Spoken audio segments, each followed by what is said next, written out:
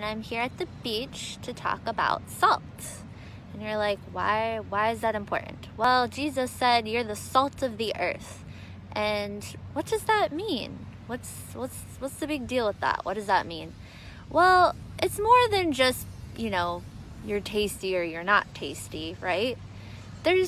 Back in the day, the priests, they actually put salt, look it up in Leviticus, the part that usually people, skim over. I'm guilty of that. But if you actually go in Leviticus, you can find so many mysteries that apply to the New Testament. So the priests would actually take the salt, I'm using sand, but they would take it and they would throw it into the old sacrifices. Why did they do that?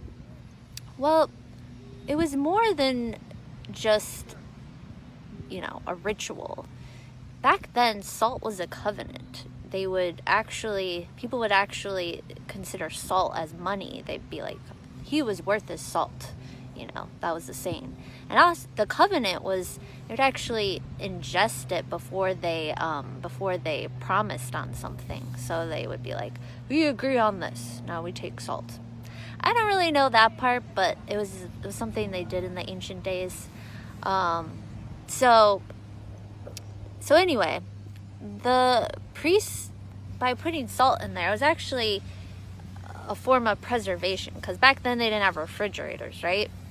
So it showed that the sacrifice was not only preserved, but set apart, but also purified.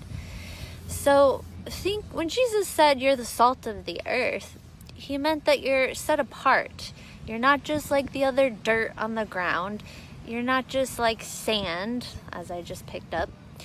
You're like special money, gold, right? Because salt was expensive back then.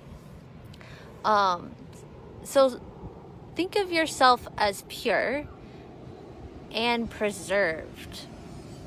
So being salty, if you've lost that, then you've lost your gold. You've lost your taste.